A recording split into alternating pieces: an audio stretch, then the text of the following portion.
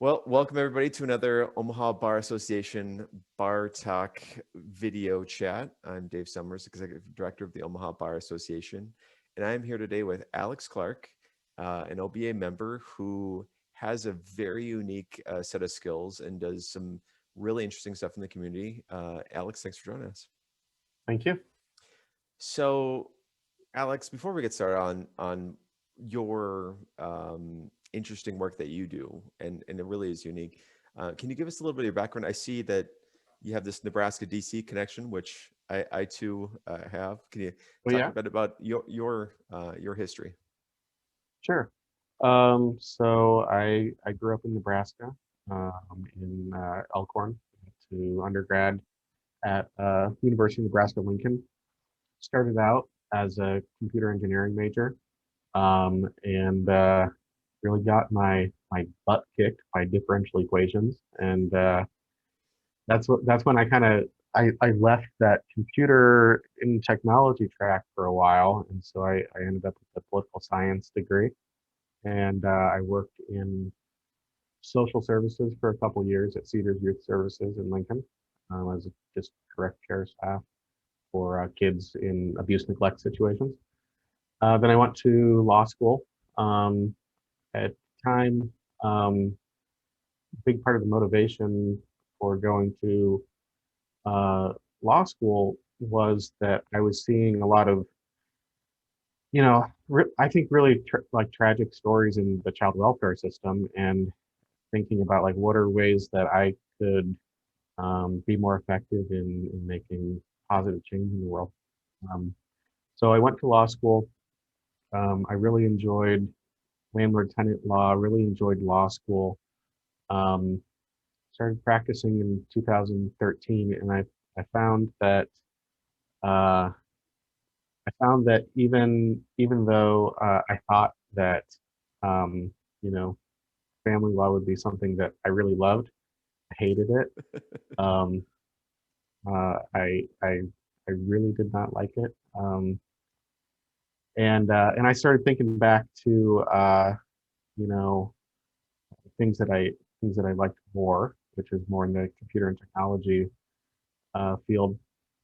Um, so I started working on a career transition into back into kind of technology field.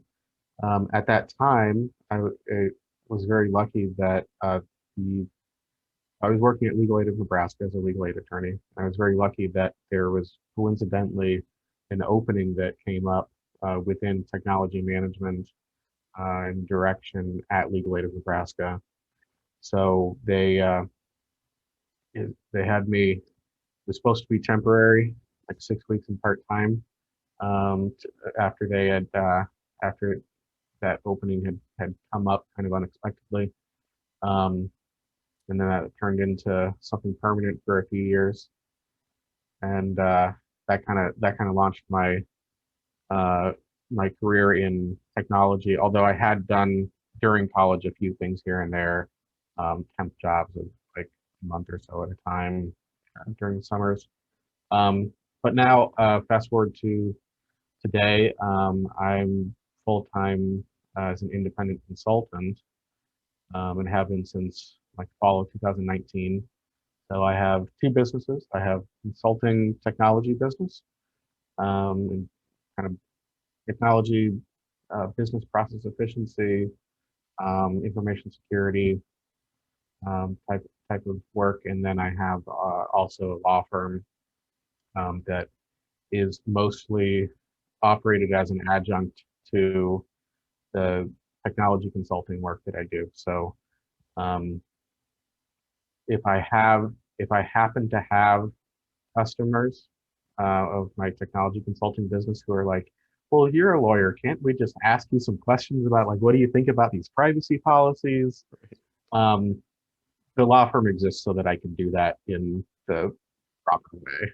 Sure, sure. Well, and your background allows you to understand how how law intersects with technology, and we are sort of in a uh, it's not even a crossroads anymore. We are moving quickly into a world that you need to understand these processes. You need to have intersection between your practice and technology.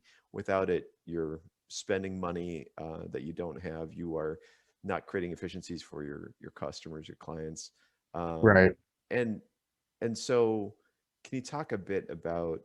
I mean, you work at Legal Aid.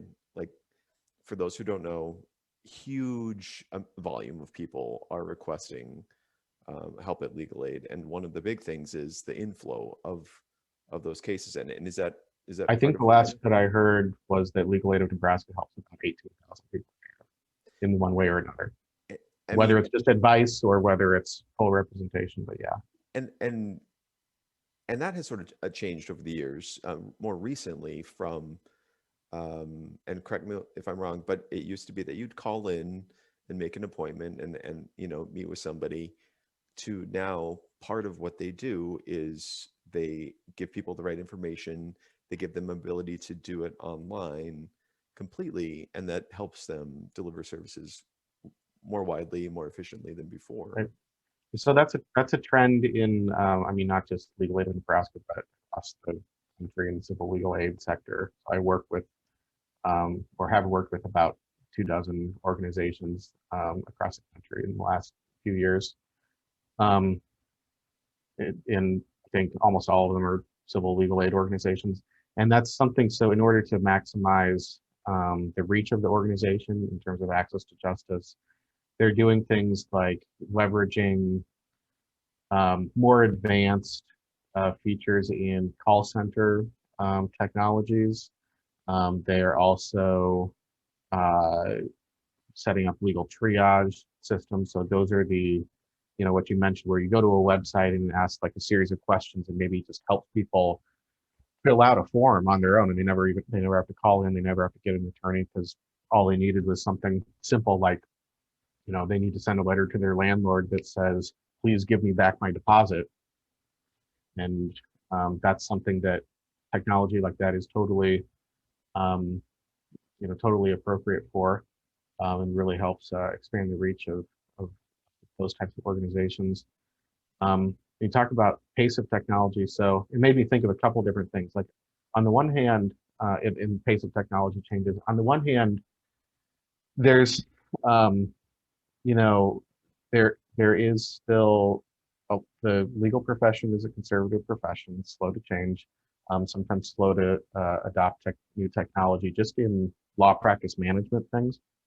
So, um, when it comes to like even like I hate to say it, but sometimes even like basic email, basic document management, document storage in like a secure and professional, like business appropriate manner, things like that. So there is like the kind of very practical day-to-day nuts and bolts of technology is changing quickly. Law firms have to keep up. But it also made me think about the fact that just technology is changing so fast, just in society in general, that technology is changing faster than our ability to control it and control the change, and it's happening faster than sometimes our ability to understand some of the changes that are happening. Some of the things that are happening um, with artificial intelligence, with technologies like Bitcoin and the blockchain, um, are advancing rapidly and becoming rapidly more and more significant, and um, touching almost every area of society. And it's happening faster than, I mean, not just the legal profession, I think, can keep up with, but society in general. Um, and so I think about some of the changes just in society as a result of technology in the last 10 years. I think, we're seeing new dynamics in family law, new things in commerce, of course. I think with the advent of artificial intelligence to generate videos, uh, that like, okay, with video evidence traditionally, right, you have to lay foundation for it, right? But once you lay foundation for a piece of video, if it looks like it's legit, it's probably legit. But you can have, now you can have like a head of state say something that he or she never said, and it looks legit. I was Um, working on that last week, actually. I was trying to do a deep fake for a joke video, and I was like, uh-huh. "This is scary." Well, my dad, what was it? MyHeritage.com, I think, is like a genealogy website. And my dad recently sent me a photo of would have been my great grandmother as a young woman, accounting clerk in like the 20s or something, 1920s or something.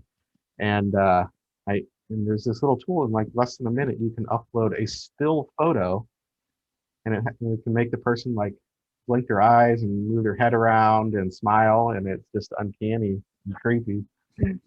Um, so I don't know. We're going to see, I think, around artificial intelligence, some big changes in laws of evidence. We're also going to grapple as a society when it comes to things like in law enforcement, like predictive policing. We're going to have to think about like there was a case in like 2012. There was a Fourth Amendment case that had to do with GPS trackers on cars at the U.S. Supreme Court. And they kind of said that, okay, even though this is your behavior in public, like this is really kind of a privacy invasive thing for the government to do. Like maybe they should get a warrant for something like that to put a GPS tracker. And we're going to grapple with, I think, more and more of those questions as privacy and artificial intelligence kind of intersect. Absolutely. A while back, we did a very small CLE um, with Alex Boyd, who was at Fraser Stark at the time, about is it GDPR, the European privacy Privacy. standards, Yep. and how it's much more restrictive than it is in the U.S. on your data that you're just sharing, knowingly or not. And now every time we go to a website and it says we use cookies and you have to accept it to move on. And I mean, that's there because the Europeans, they can control all their data. We really don't have, it's still kind of the Wild It, West here, right? it's coming, yeah. So California has some of the most aggressive and protected privacy laws and standards. There's kind of a patchwork of privacy laws across the United States, um, and in my opinion, would be a good idea if there were a federal law at some point, just for the sake of protecting everybody, but also because inconsistent state laws kind of make it difficult for businesses to operate. Um, and it makes it difficult for consumers to know what to expect. Yeah, But I think that's a trend that's that's moving forward, and something that attorneys should look out for and be aware of in the future. absolutely. One of the things, and we're talking about this, and I know that some people watching go straight to sort of fear, right? It's changing. I don't know what to do. I'm scared, but I, I think it's a matter of perception. You can see it as an opportunity to counsel better clients and people to find advantages to a system that people don't necessarily all understand. Um, so while we've maybe as a profession led kind of with the fear and making sure that we do things right, and now I think in some ways we don't even know where we're at, and we're just okay with having unsecure systems that can be easily hacked. This morning, my phone asked me if I was trying to log in from China. I told it I wasn't. Please do not allow somebody to log in from China from my phone. But the security issues are real, and I mean, you might deal with this too. And there are some boutique sort of IT firms in town that do the data security in terms of ransomware, right? Mhm. I know that there are some firms in town that have had that. They come in on Monday morning, they open up their computer and it Yep. says, you can't access this unless you give us $25,000, right? Right. Okay, you give them $25,000, then you have to erase all your systems and start back over from scratch. A huge expense, and that's real. That actually happens here in town. Mm-hmm. Yeah. What are you putting out there that's unsecure? And it may take some time, it may take some money, But I think we as attorneys need to make sure that information is protected, Yep. that we're in control of, That's right? a part of um, that's a part of professional responsibility is is uh, is maintaining client confidentiality and integrity of your files and availability of your files. Um, so so if you know if you aren't already paying attention to information security, you should. Um, one thing I'll say about information security, and um, this is something that's along the lines of consulting services that I offer. But I think that many businesses would be best served when it comes to information security by picking a like an information security governance framework. And I know that that sounds like a lot of bureaucracy or maybe a foreign concept or something that's too big for a small business, but it doesn't have to be as complicated as it sounds. Um, and so there's a few popular information security government governance frameworks out there. One is from the National Institute of Science and Technology called the Cybersecurity Framework. It's the NIST CSF, and it's free. There's another that's the SANS Institute, CIS. It's like Critical Information Security Controls. And it's a list of 20 controls. And the reason, and what these are is these will be like high level um, principles of information security that go through like, okay, first you need to have an inventory of all your allowed hardware in your environment. Then you need to have an inventory of all the allowed software. Then you need to have patch management. You need to have control over administrative, like who has the ability to install new software, make system settings changes. And there will be, like 15 or 20 or 30 of these high level controls. And then there will be things out there that give you more information about how to implement. The reason why I say that the use of a framework is important is because what I see a lot of times is businesses that end up with a lot of holes in their approach to securing their environment. So they'll think like, oh, well, we're all good because we have antivirus. Well, antivirus won't protect you from getting phished, right? It won't protect you from getting tricked into giving up your password somewhere. Um, Antivirus won't help you if you have a theft of a laptop that had data on it that was confidential and not encrypted and not protected properly by a password. So the use of an information security governance framework will give you complete coverage of like everything you need to consider from a security perspective to make sure that you're actually protected and um, actually controlling security well. Like I said, so that's something that I offer in consulting to law firms. It's also something that, like I said, these frameworks are free. Um, if you already have a trusted technology partner or managed service provider, you could say to them, I heard about this governance framework stuff. Like, how do we really know that we're doing this thoroughly? Can you talk and you can point them to these resources? I I say this maybe way too often, but I'm also just curious, is there any sort of checkbox on the malpractice insurance uh, sites or sorry, applications, malpractice applications that says, do you have this? And if so, you get a rate discount on your malpractice because you're, So, at a higher level in terms of your data protection. so If not, I'm not maybe there should sure be. about that. I think that there should be. It'd be great. When I went through getting set up with malpractice insurance last year, when I opened the kind of tangent firm part of my business, I don't remember anything like that. Um, like per se, there may have been, but I think it would be great if malpractice carriers did mandate that type of thing. There's also could also consider There's insurance carriers specifically for like cyber liability, Right. that may be separate from your other business and law practice policies that you have. So that's something else to look into. Yeah.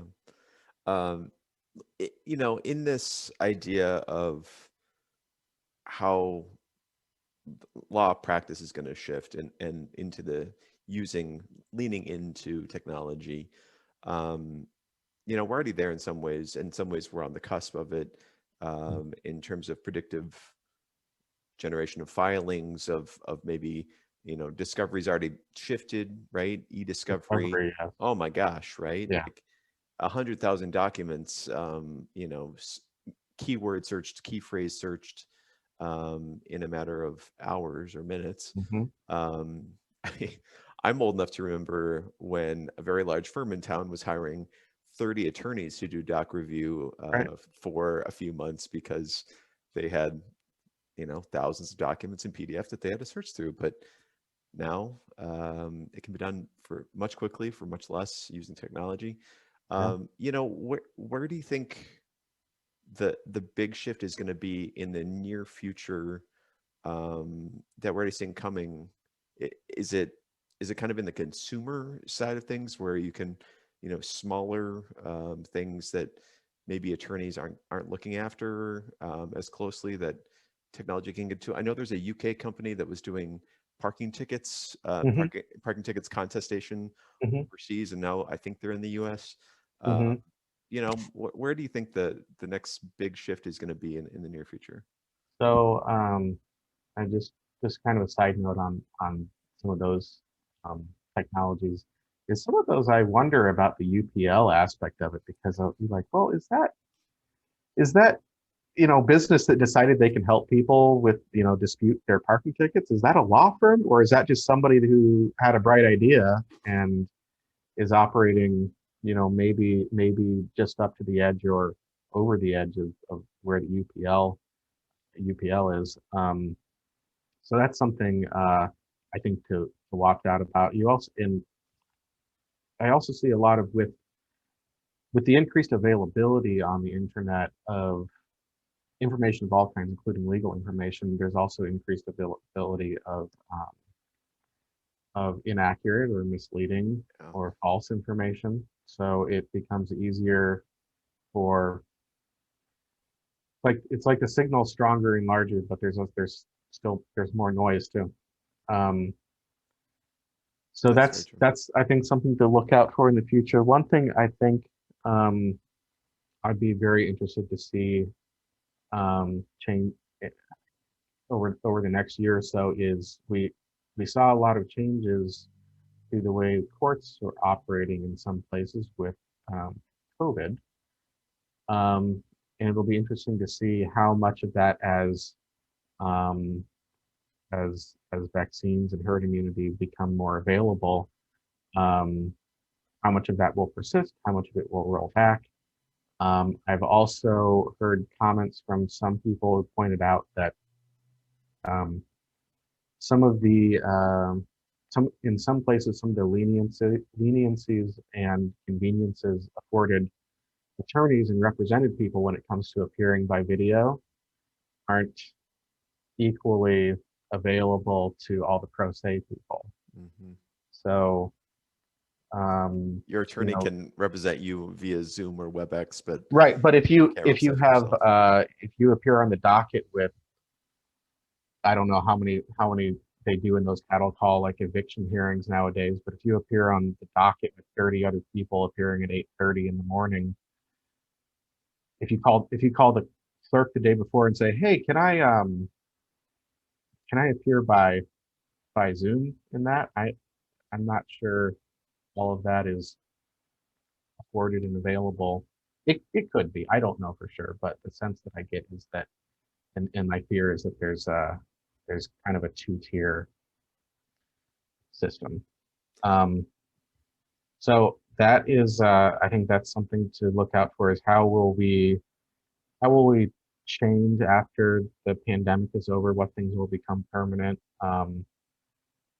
I think one bright point in the pandemic is that it proved that certain things were possible to do remotely that everybody insisted couldn't be done remotely before. It pushed us Yeah, into technology, and I guess there's still this sort of, give and take where it's okay to do a hearing, or even a trial if it's a bench trial for a divorce. mhm, But if it's, and some trials are in person, but bench trials that can be done via WebEx, Zoom. But if it's a criminal case, it has to be in person, right? right, If there's a jury, they can't be lined up on Zoom and watching it. It has to be in person, and there's that right, standard that still exists, and that's why yeah, we now have, what is it, 20 murder trials set up here over the next few months in Douglas County, just one after another, because they've been amazing. waiting around to be able to do this. They couldn't actually move ahead. Um, yes, or not yesterday, last Friday, they were talking about um, alternative dispute resolution, arbitration, online arbitration. Right now, if you can't get a trial, for the next 6 months, and you need to resolve this, maybe it's time to look at that arbitration that you can get done in the next month, Hmm. and maybe that's the best bet than waiting on a For many jury. people, it can be. Yeah, for many situations, I think that's a good option. Yeah. um, I I mean, it just, there's so many opportunities, and I know some people just are on the other side of it. They're like, I've done things the same way for 30 years. Don't tell me that this can be done in a way that's responsible, that is fair.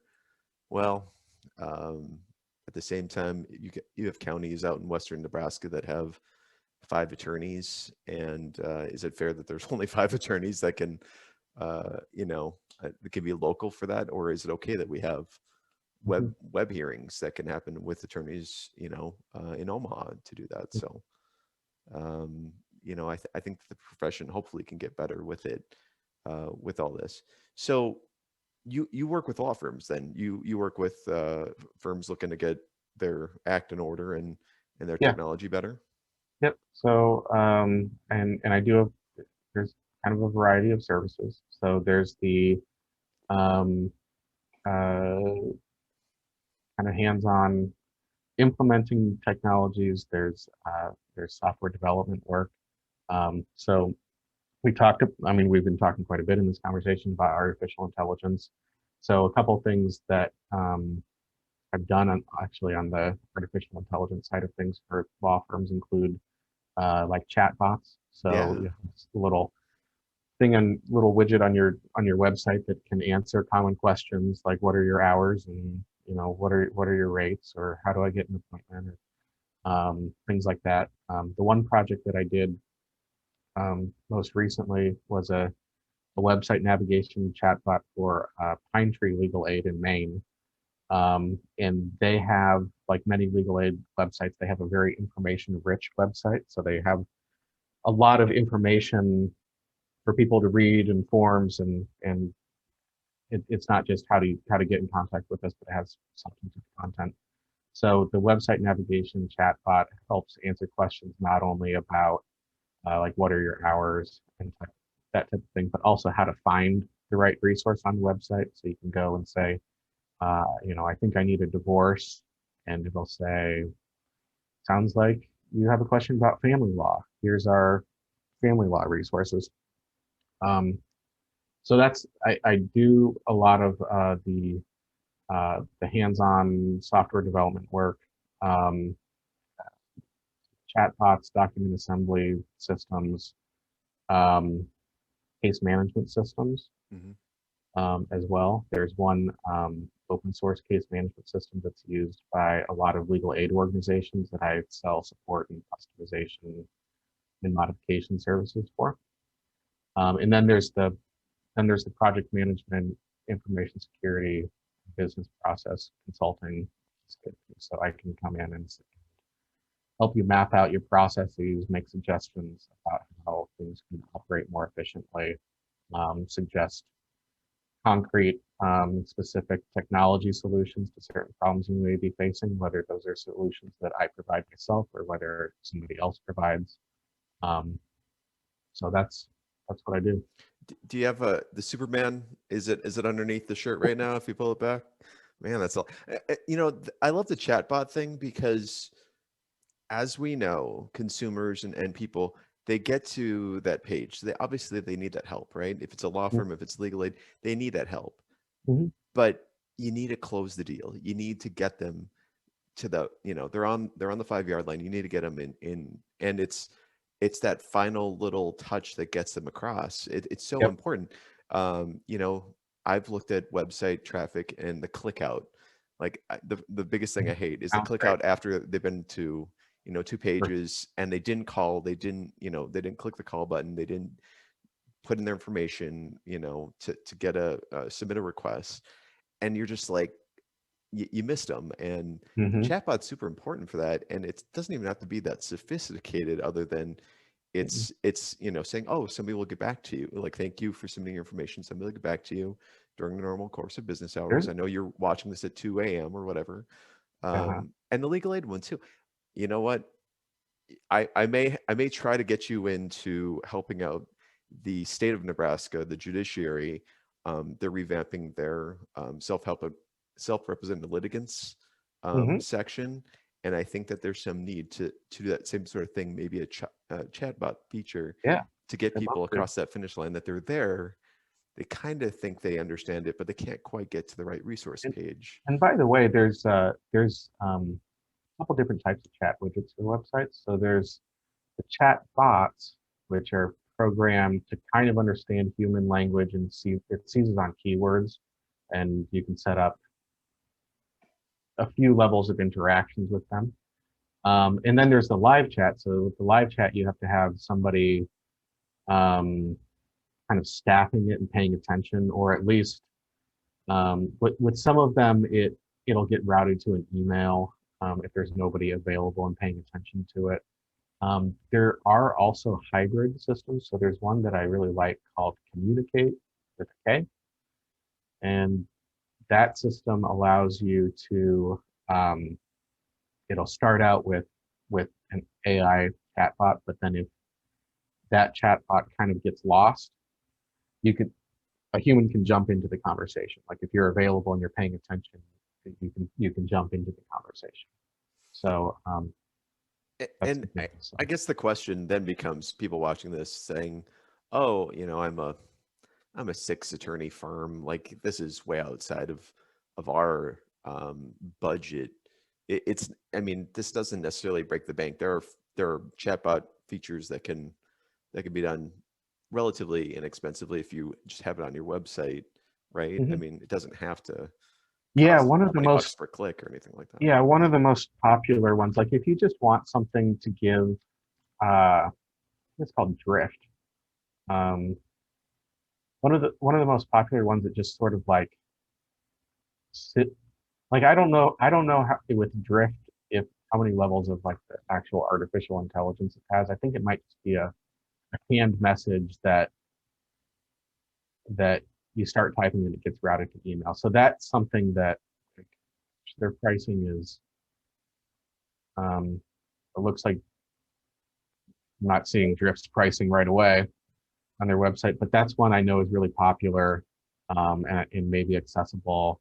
I think that there may be some native things you can do with Facebook Messenger, like the Facebook business Yeah. Right. pages, where you go to the business's Facebook page, and it kind of greets you and gets the conversation started. So those things may be more for a small firm, maybe more right sized and appropriate if you're just trying to maybe uh, increase the chances that somebody who found your website or found your social media presence actually converts into a contact, and they don't just navigate away. Right. So Right.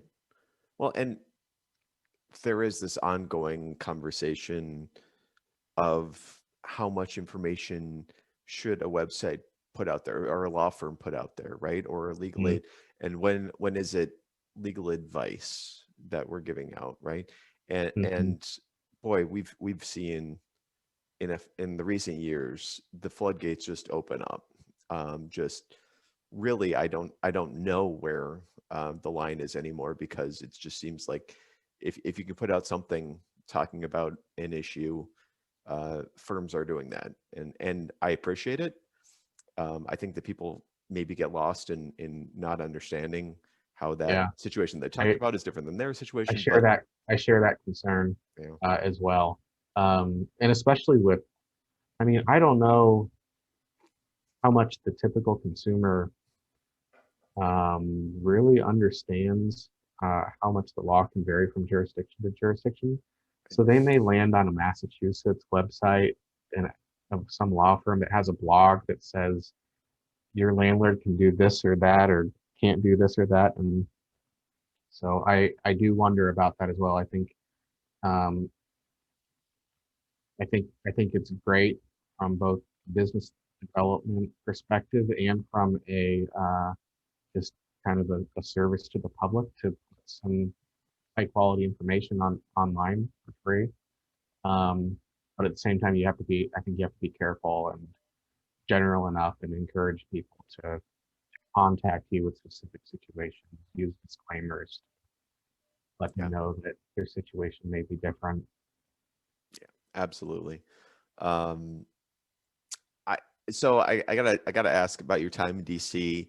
What was your favorite thing to, other than being in school, and school's great? What'd you enjoy doing out in the Capitol? Um, I was, I was I really liked law school a lot. I was into, I was into student government. Um, and I, I liked going to long walks around town. I liked Beautiful some of the city. Smithsonian museums, Library of Congress. Um, I mean, it's uh, the highest yeah, concentration of attorneys in the country, right? it is, You got and of law schools. So there's this. Well, I don't know if it's the highest concentration of law schools, but there were like 7 law schools in the area. oh yeah, yeah. So I would tell people I was a law student. I think this would happen there. It's happened since then too. Is like I'd say I went to law school in DC, and they'd start like guessing schools, and I'd be like, just so I went to the University of the District of Columbia. And that was a great experience. They have an excellent clinical education, Yeah. um, and I loved it. But yeah, I would get like, oh, you're a law student, and are you at Georgetown? Are you at American? Yeah, like there's 7 of them. Anyway, And well, that's what I'd say. I'm my freshman year, I was at George Washington, and they'd say, "Oh, Georgetown's lovely," and I'm like, "It is. It's not the school that I'm at, but yeah." And then I was like, "Screw it, I'm transferring. It's easier." Um, so your experience in clinic, I think, I mean, that's the passion that I have too, is that I learned so much through the hands-on experience of the clinic, and UDC is one of the best. At the time I went to New Mexico for law school, one of the best in the country. I just think it's super important for yeah. law schools and legal education to get that hands-on experience. I think that no matter what we can do to promote, clinics being Mhm. essential part of the legal education experience, I think the better, right? I agree totally, and I had a great experience with the clinics there. I think that I don't know if this is still true, but at the time I went there, I think that they required more clinics than any other law school in the country. Some law schools it's like competitive, like not everybody can even get in. So that was great. There was like 14 credit hours of required clinics, and then I had a practicum that I did that was like a 1 credit hour on another topic. Um, A full and semester. Yeah, that is severe, but good. Yeah. yeah. And yeah, it's just one of those things. There's definitely the need in every community, I would argue. There is a need to fill, Mhm. that those law clinics can do, those legal clinics can do. So it's not for want of, or not for lack of actual cases that you can take. It just takes a lot of resources to set up Mhm. and to staff, right? Mhm. So yeah, when we can cut down the divide between professors in their ivory towers, My sister's professor. I'm not ragging, but the real world experience of practice, I think is always helpful. So, Yeah, I yeah. think it's fantastic. Well, I've taken up twice as much time as I said I was going to, Alex. Is there anything that we didn't get to that you want to talk about or mention? Um, no, I don't think so. I just, I guess, say I'm always happy to talk about technology, and you know, whether there's services that I provide that line up with the business or not. I'm always happy just to talk because I love this stuff and I love talking about it. So feel free to give me a call or shoot me an email anytime. Um, and yeah, If if we're not talking to you, we're talking to a very sophisticated chat bot through your email or text message. I joke, I joke. Well, I really appreciate the path you've taken to get to where you are in now, and the multidisciplinary way of looking at it, because I think it's one of those things that it's all around us. We gotta really lean into it. So the services you provide, the work that you're doing, incredibly important, helping out great organizations like Legal Aid of Nebraska and elsewhere. Thank mhm, you for all that. It's to do more with the limited budgets. They're still running short of helping as many people as yeah, need help. So a huge gap. yeah. Yeah, Well, thank you so much for your time. thank you, Really appreciate it, and you as well. we'll chat soon. Yeah, all right. Well, thank you. Thanks. Bye bye. Take care. Bye.